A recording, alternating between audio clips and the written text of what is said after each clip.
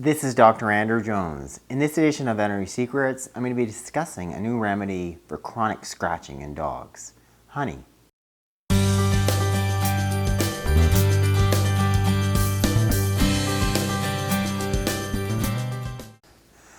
Allergies in dogs, specifically canine atopic dermatitis, very, very common. In terms of what the more common signs are, any of you who have allergies or personally or with dog allergies are aware of them, we've got these dogs that are chronically itching and scratching. They can have recurring ear infections, they may be shaking their head with recurring ear infections, they'll be scratching, especially under their armpits, at their groin and here. It can become very red, very inflamed, so it's not uncommon. We would have dogs come into the clinic, I'd lift up their leg, look at their groin, it'd be very raw and red because they've been chronically scratching at that. We'll see hair loss, sometimes symmetric, sometimes very generalized. The skin can get very sort of black and thickened, especially under those armpits or the back of the legs. You'll see this black thicken as it becomes more chronic and ongoing. There can be excessive dandruff and really skin flakiness. You can get quite that strong odor and smell. As you've got these secondary skin infections, you might have yeast that are overgrown. We'll see these guys that are chronic licking their paws. So the white dogs will have staining, but they're chronically licking at their paws, their front feet more often, but also their back feet. They can also have inflammation around their anus and be dragging their bum or excessive anal licking.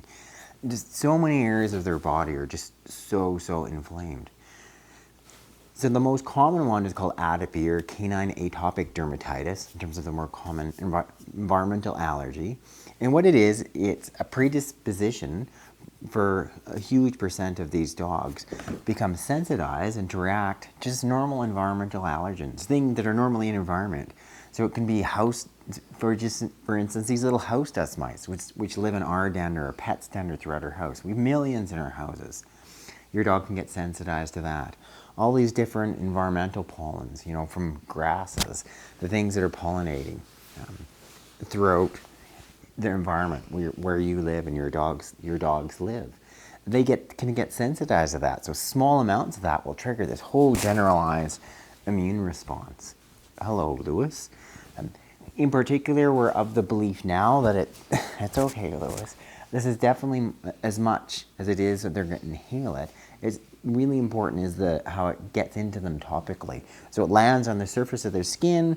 They have their skin barrier isn't as effective as repelling, for instance, these pollens. It's able to penetrate in through the skin and trigger this allergic response. Specifically, I've talked about using honey for allergies. The rationale goes that honey contains small amounts of some of the allergens, for instance the pollen, that those bees are landing on those flowers and that's how they're producing the honey in the first place. It contains small amounts of those allergens within the honey. So the thought is kind of like desensitization, where we will go ahead and expose your dog to minute amounts of what they are allergic to. Over a period of time, their body develops a tolerance for it, their immune system normalizes, and then they don't overreact to those normal things that exist in the environment, be it house dust mites, be it all the variety of pollens. I went ahead and did a bit of a review on it.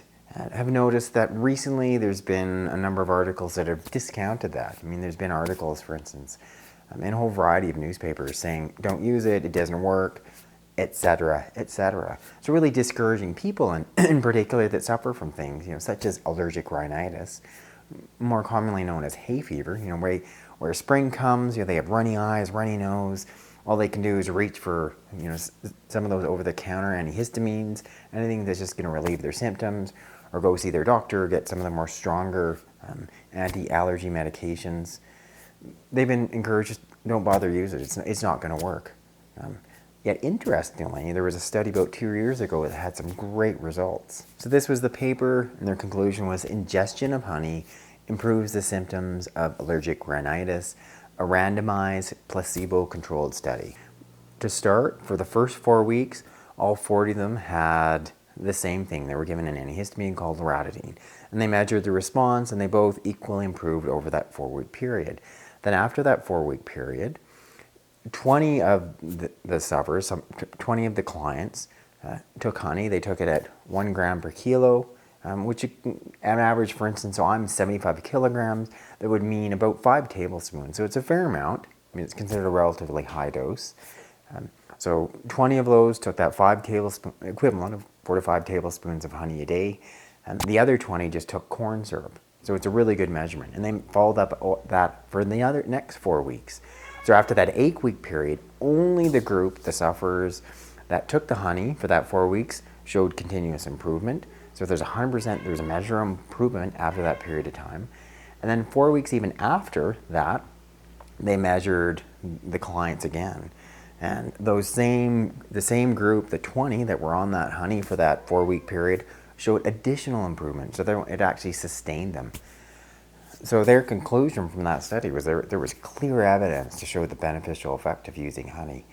So based on that study, I mean, I would strongly encourage you, if you've got a dog that has atopy, they've got allergic dermatitis or this environmental allergy, to consider using it. I mean, I think the big key point is it needs to be for 4 weeks.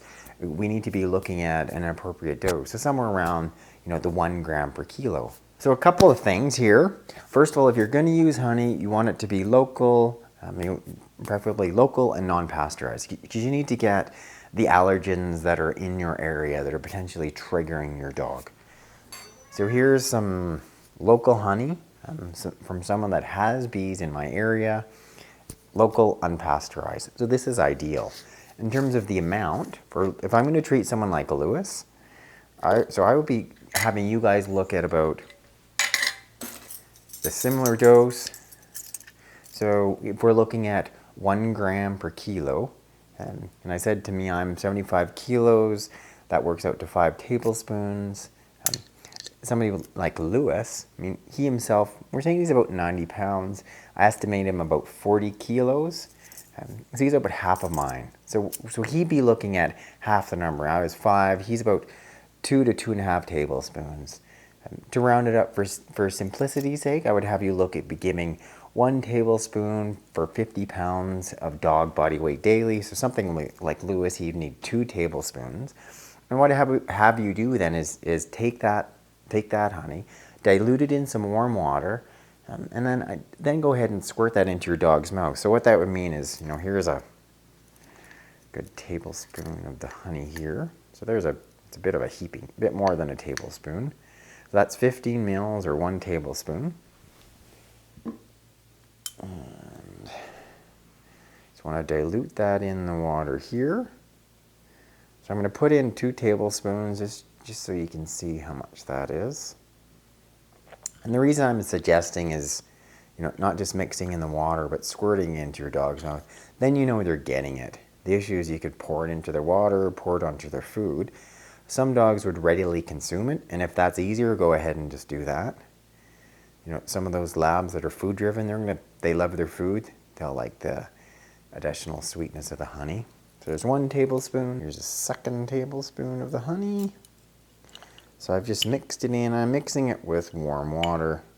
So I probably have another 3 to 4 tablespoons of warm water in there. So I just mix that up. Okay. And then we'll give a little sample to Lewis and I'll show you how you do it. So in treating Lewis, assume Lewis had an allergy. I wanted to try the honey for 4 weeks. As I said, he'd be getting 2 tablespoons a day for 4 weeks. I'd be assessing to see if it's being beneficial. There you go, Lewis.